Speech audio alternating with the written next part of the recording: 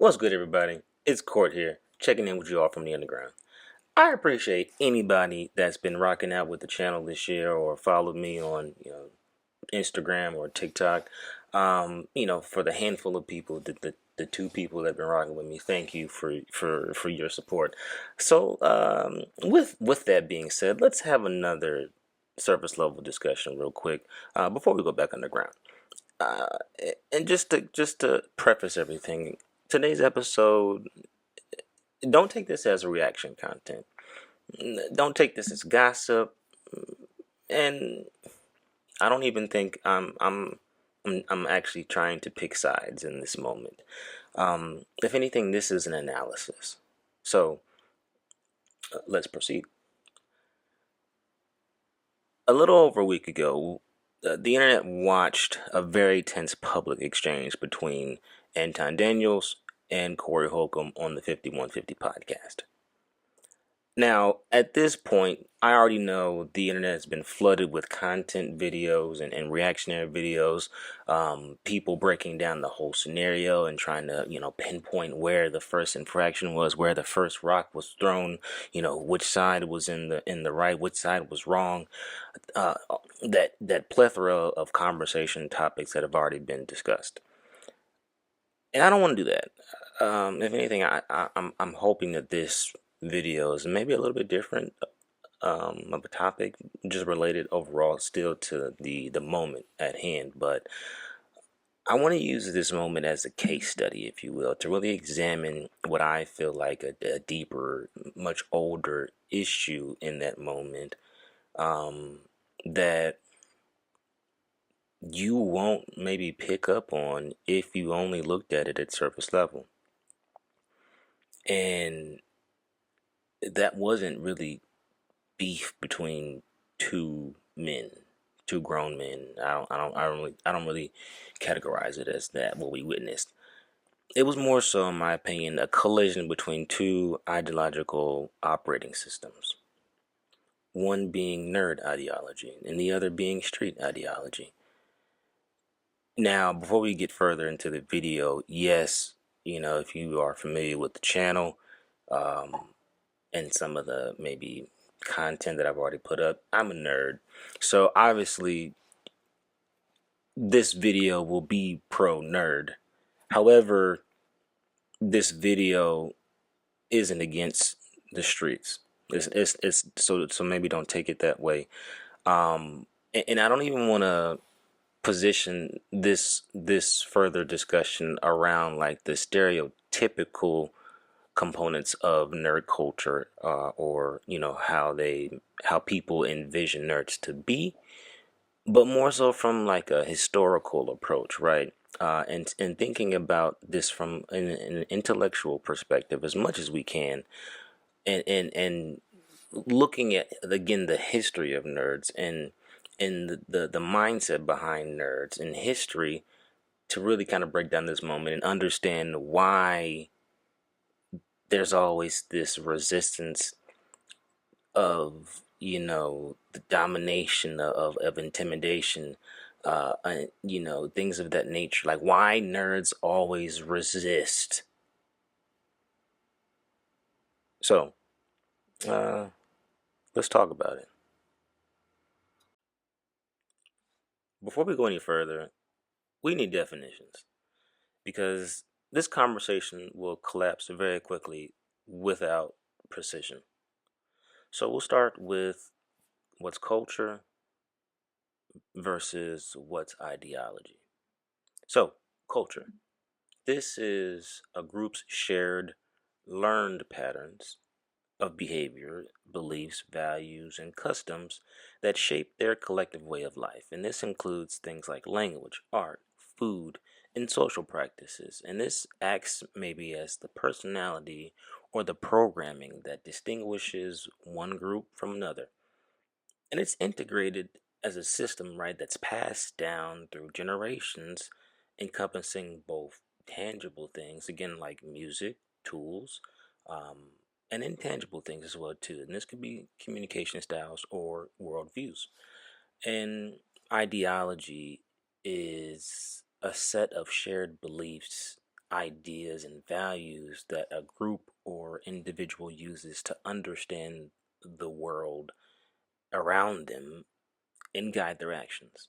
And so this often forms the basis for political, economic, or even social views like liberalism, capitalism, and socialism.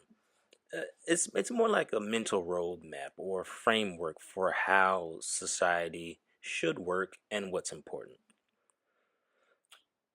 So let's talk about nerd culture at a surface level, but nerd culture revolves around these 3 points, and there are others obviously, but just for the sake of this discussion, these 3 points, and that is systems, so technology, games, science, coding, things like that.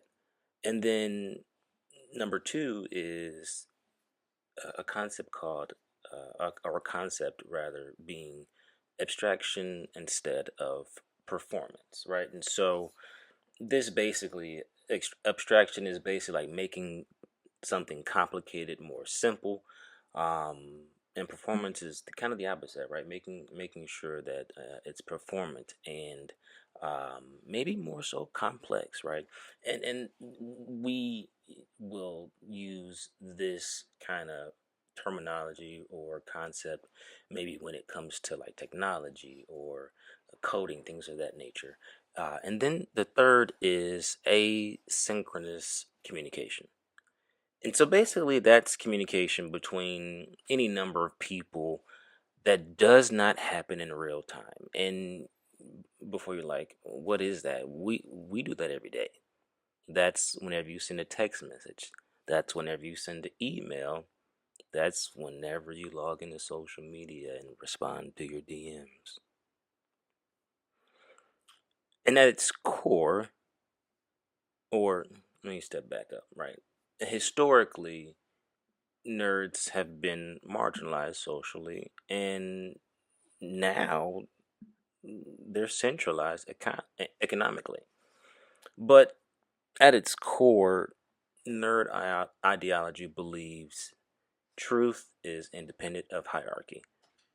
Ideas stand or fall on coherence and evidence, and authority is earned through competence, not dominance. Nerd ideology does not require the room's approval. Now, in contrast with that is street ideology and street culture. And street culture emerges from environments defined by proximity, um, reputation, and immediate social consequence. And street ideology also prioritizes respect as a form of social currency, tone as intent, and boundaries enforcement is a form of stability. But neither of these two ideologies is immoral, but they're definitely not interchangeable. And this is the core point of tension between these two ideologies. Street ideology frequently makes what sociologists call a false universality claim. And that's the assumption that norms formed in a specific environment should govern all others. Eh. So, street norms develop in conditions where you can't easily get out, right? You know, reputation affects safety and opportunity.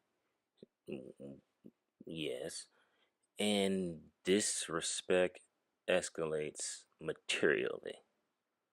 Yeah, we definitely see that in street culture. In those environments, enforcing respect is rational. And the issue arises when those norms are treated as globally binding. Nerd ideology does not come from a proximity based system, and it honestly emerges from, mathematics, the scientific method, written language, a code, or a process, and now, thanks to technology, digital networks. And in these systems, authority is abstract. Tone is irrelevant. Like, we don't care about that really. And status can't override truth. So a proof doesn't really care how loud you are, right? And a compiler doesn't respond to intimidation. So when street ideology enters a mixed space and asserts that everyone must follow the rules of respect, nerdology, nerd ideology experiences that as epistemic coercion, right? And so this is the attempt to subordinate knowledge production to social dominance. And that's why nerd resistance feels non-negotiable. Like, we almost have to go against that. Like, we just have to. And it's not emotional. It's not personal. It's just structural. It's just logical. We can't act like this resistance is a new concept. Like, it's not a new thing. Nerds are not a modern invention. Like, they just didn't happen in the 19th century, like in the 80s and the 70s. No, they're literally a reoccurring historical archetype. We got examples of nerds through history. Let's give a few. Socrates, the heretic thinker, that guy. Um, he destabilized Athens not with violence, but with questions, right? And again, just for the sake of the video, I'm not going to really go into a deep dive of like these people historically. Like, if you know who they are, you do. If you don't, and you think I'm like misusing a historical figure, go research who they are and what they did, and then come back and put that message in the comments and tell me that I was wrong and I used somebody as a wrong example, and we can have a discussion about it. But we're going to carry on. So Socrates, right? He refused to treat social hierarchy as epistemic authority, right? And for that refusal, he was executed. So Socrates represents the first nerd archetype, the thinker who refuses to treat power as truth. On to the next, Galileo Galilei. They called him the empirical disruptor, and I guess he had an issue with church, maybe, but or that's what they said, right? He didn't actually have an issue with church. He just replaced rhetoric with data, right? Um, and hierarchy couldn't really argue with observation, so power responded with punishment. And he changed the narrative a lot about how the world was perceived, and that didn't align to the beliefs of the church and what they were trying to maybe push to the masses, so they got him out of there. We see that happening still in modern times. Another guy by the name of Alan Turing, the system builder, right? And he didn't perform, dominantly, right? No, he just built machines that rendered dominance irrelevant.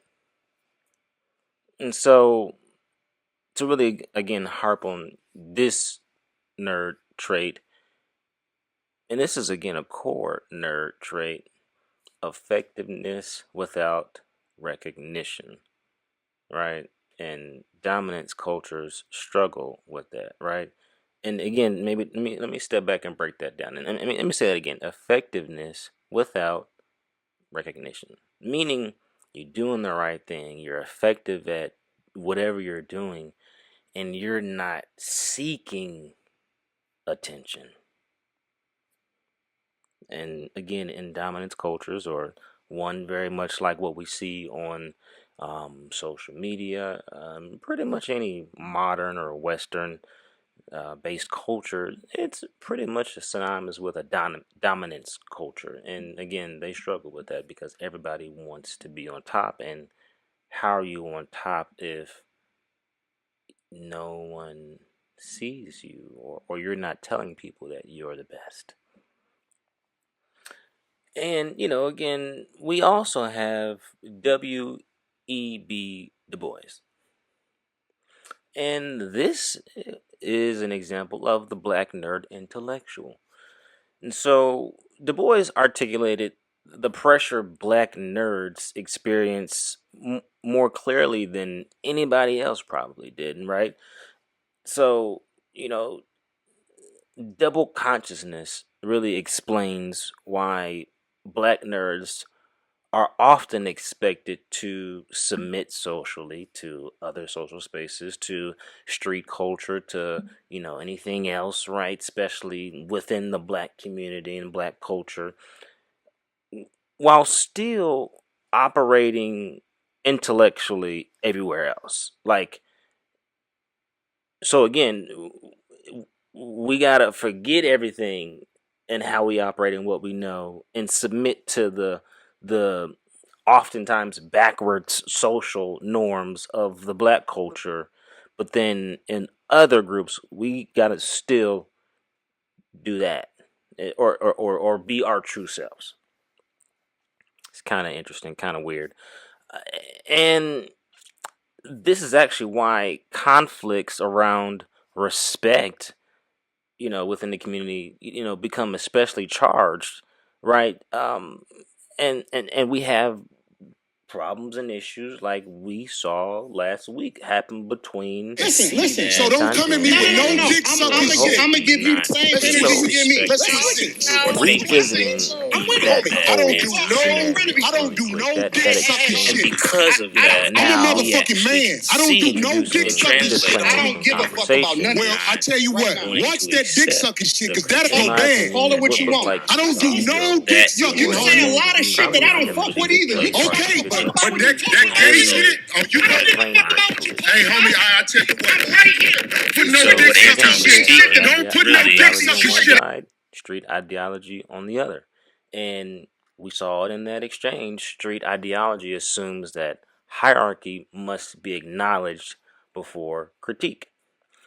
And we can see that in examples when Anton Daniels was actually speaking or making points, or just having the conversation. And maybe he was saying some things that were triggering to some in the black culture, in the black community.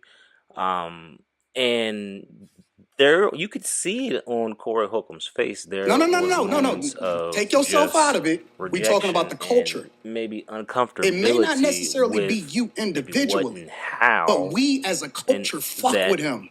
Fuck with who? Barack Obama and his wife. And when he was making his talk. And so again, tying that to hierarchy must be acknowledged before critique, we can see that as Corey Holcomb not really respecting or thinking even that Anton was a man that was beneath him. And because of that, we actually can see it translate to him, like Kamala Harris, Letitia James, who was the in New York, probably from a Fani Willis, and two, down in Georgia, rooted in logic. All of those are black women. So what Anton was speaking really was void of emotion, and Corey responded, in my opinion, emotionally. So nerd ideology, again, rejects that premise entirely, and we could see that in Anton's behavior, right, and how he handled that scenario, right, because nerds refuse submission And when they do that, it tends to get read as, condescending, tendencies or stance or tone, arrogance, and oftentimes disrespect. But structurally, it's just really just choosing not to participate.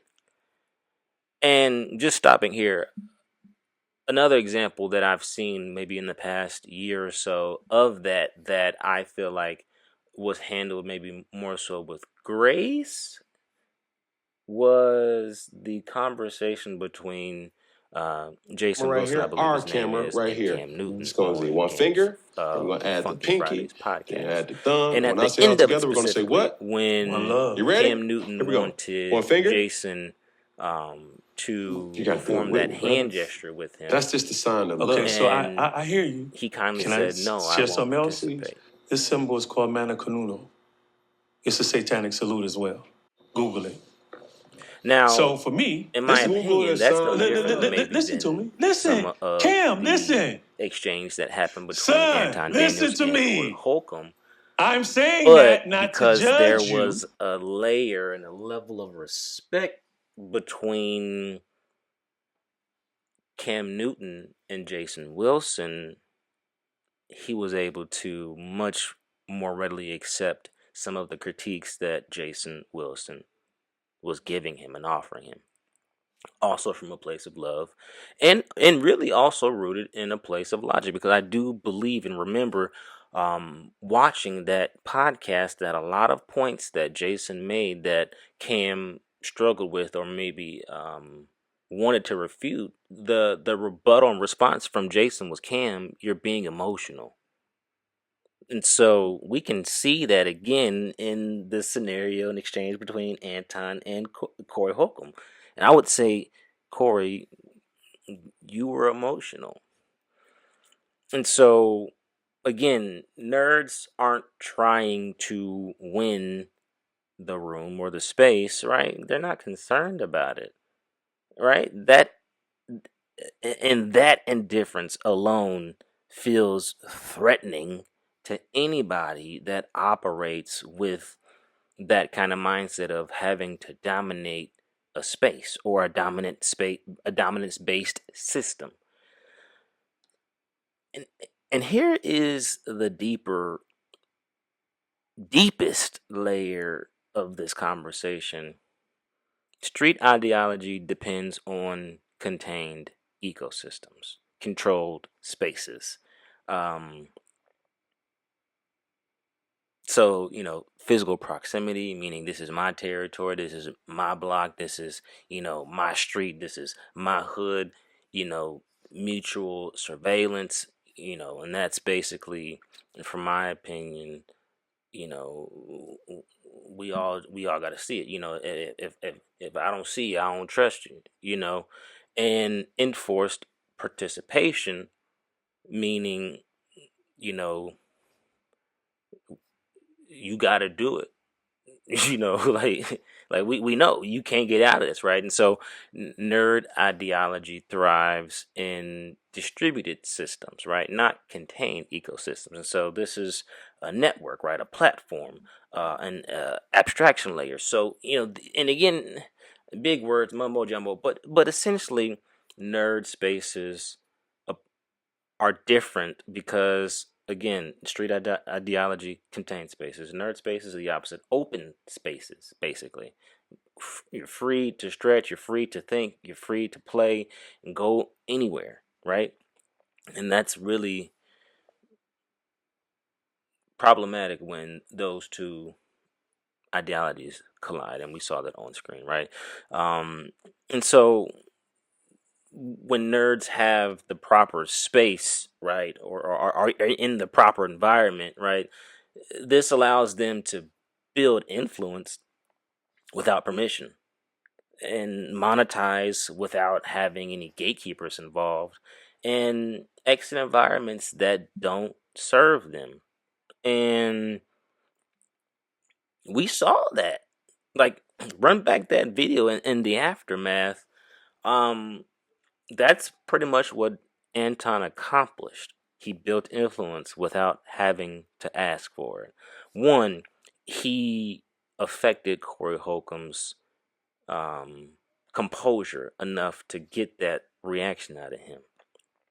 He didn't have permission before doing that. He monetized. They monetized without gatekeepers.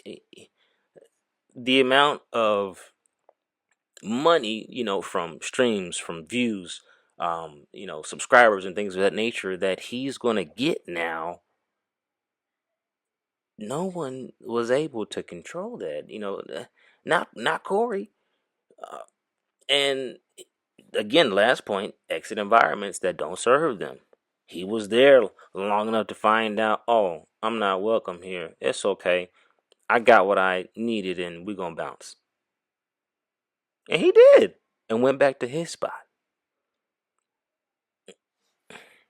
You can't beat that, right? And thinkers like Michael Foucault made this explicit, right? Nerds don't dominate bodies, right? The physical. They dominate systems of knowledge. So, again, they don't dominate the body, they dominate the mind, or the minds of a person or a group, right? So when someone insists you can't talk like that here, the nerd response isn't defiance, it's efficiency. It's okay, well, then this ain't the room for me to be in. That's it. And that feels like rebellion to dominance cultures, but in nerd ideology, it's really just optimization, right? It's just efficiency. It's really just logic based movement, honestly. And so, in conclusion, right, this isn't about disrespect. It's about incompatible operating systems, and that's really what we saw happen in that moment in that exchange. And maybe we saw also incompatible operating systems, but also we saw maybe an operating system that might be more efficient than the other. If we got any discussion or comments about that, which operating model is more efficient, the nerd operating model or the street operating model, let's have a discussion about it. But nerds are not broken participants in street culture. We're not. You know, we're just successful operators in a parallel system that we know works, and we know we don't have to rely on yours to get by. And we don't have to win your way. I think that's the biggest thing that we can take away from this exchange between Anton and Corey, and again, relating that to the deeper and the bigger topic of, nerd culture versus street culture, and again, more specifically within the black community, because I think in the black community, there is a very big divide and struggle between street culture and nerd culture. And it's this weird thing where if you're not street, then you're automatically nerd. And if you're automatically not, siding with street culture in the black community, or at least complicit and compliant to street elements and things happening around you, you're actually seeing as something being wrong with you. That's kind of weird to me. And they just don't submit to rules built in environments that they've outgrown. And that's kind of one of the fundamental things, also a part of nerd culture, is like we like growth. We like to be in places where we can grow. And if we find a place that we can no longer grow, respectfully, we out of there. And again, history shows this clearly over and over. Societies advance not when nerds conform to these, spaces, but it's actually when nerds break free and build new ones that we actually see in advancements in society for everybody, not just the nerds that did it and led the way. So that's all I got for this video. Again, if you liked it and stuck around to the end, put a like on there, subscribe to the page, share this video with somebody, and drop a comment. Let's have a discussion. Again, thank you. And this is Court from the Underground. We're going back underground. And one thing before I go. Psych. We out. Bye.